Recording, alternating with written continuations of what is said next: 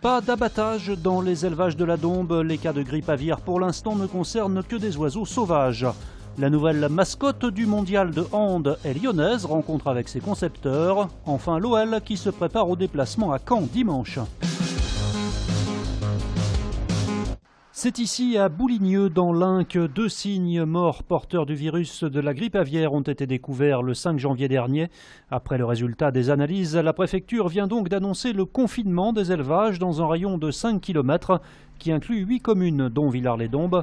Nous avons rencontré ce matin un éleveur du secteur, il s'efforce de rester optimiste. Je suis très confiant parce que je sais que l'ensemble des professionnels en aviculture mettent en place des protections pour que leur élevage ne soit pas atteint.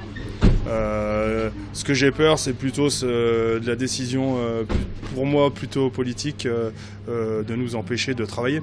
Il y a un abattage massif, alors pour l'instant on n'est pas du tout dans ce cas-là, ou une interdiction de vente, ou des choses comme ça. Rappelons qu'effectivement, pour l'instant, aucune mesure d'abattage n'a été décrétée dans la Dombe, car contrairement au sud-ouest, on n'a pas trouvé ici d'oiseaux malades dans des élevages qu'il convient donc d'isoler de tout contact avec la faune sauvage. Les produits de l'élevage ne sortent pas, donc les animaux ne sortent pas, les œufs ne sortent pas, les carcasses, les animaux ne partent pas à l'abattoir. Et on vérifie donc dans ces élevages, les vétérinaires sanitaires vont vérifier dans ces élevages qu'il n'y a aucun signe de maladie. Ça, c'est le cas de la suspicion. Maintenant, admettons qu'un cas survienne, alors là c'est une procédure d'abattage très rapide, justement des animaux. Rappelons que 17 pays européens sont impactés par la grippe aviaire, mais qu'on n'a jamais relevé aucun cas de transmission à l'homme. Un an après, l'hommage du lycée Saint-Exupéry à Thelma et Léo. Le 13 janvier 2016, alors qu'ils suivaient leur professeur en hors-piste aux Deux Alpes, une avalanche emportait les 2 élèves de première qui participaient à une classe de neige, provoquant une forte émotion dans l'établissement lyonnais du 4e arrondissement. Ce vendredi, Saint-Exupéry a célébré la mémoire des 2 adolescents à l'occasion d'une cérémonie confidentielle durant laquelle 2 magnolias ont été plantés dans la cour du lycée. Le professeur de sport qui menait le groupe aux Deux Alpes reste mis en examen pour homicide involontaire et est toujours sous contrôle judiciaire. On ne sait pas encore si un procès se déroulera cette année.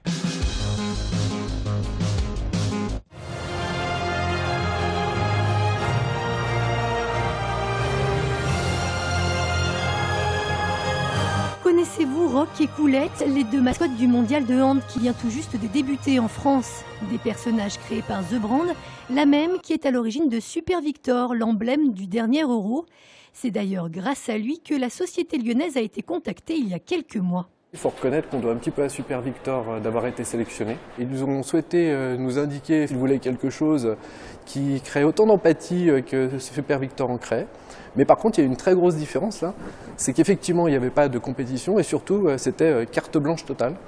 On veut être sûr que vous connaissez bien le handball. Et par chance, certains employés connaissent justement très bien ce sport, d'où les noms Rock et Coulette, clin d'œil à la roucoulette, ce geste technique connu des initiés, ou encore le choix de 2 personnages, l'attaquant et le défenseur. L'ours, la façon dont il est construit avec un corps en V, en triangle, il aurait pu être complètement différent, il aurait pu être costaud mais beaucoup plus fin. Et, la fouine aurait pu être peut-être encore plus petite, moins élancée. Et le but, c'est d'arriver comme ces grands studios à avoir le meilleur raccord par rapport à ce qu'on pense être un attaquant, un défenseur. Et imaginer tout de suite, rien que par la forme, quel est son rôle au sein de l'équipe. Après l'Euro de foot et le mondial de hand, le prochain rêve de The Brand, pourquoi pas créer la mascotte des JO 2024 ? C'est un joueur sur lequel, oui, j'ai fixé une priorité. C'est la petite phrase du jour. Bruno Genesio ne fait plus mystère de son intérêt pour Memphis Depay. Alors que le mercato bat son plein, l'entraîneur de l'OL a confirmé aujourd'hui que des discussions sont en cours avec le jeune attaquant de Manchester United, le seul, selon lui, capable de remplacer Rachid Ghezal, actuellement mobilisé par la Coupe d'Afrique des Nations. Je suis fan du joueur. C'est un joueur assez complet. C'est un joueur qui est un jeune joueur encore, mais qui a déjà une belle expérience internationale et qui, je pense, a une marge de progression encore assez importante. En attendant un accord avec le Néerlandais, l'OL se déplacera à Caen ce week-end. Invaincus depuis 7 matchs, les Lyonnais tenteront de rester sur leur belle lancée.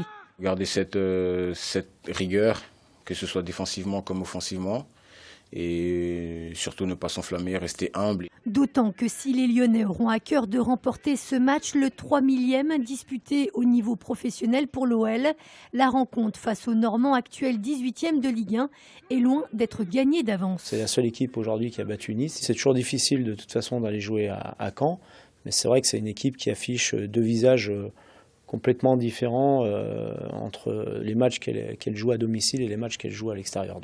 Caen OL, coup d'envoi de la rencontre dimanche à 17h. Rendez-vous à Lyon.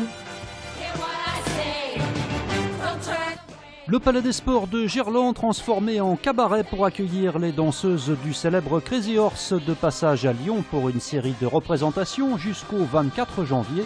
Les tarifs sont les mêmes qu'à Paris, à partir de 95 € la place.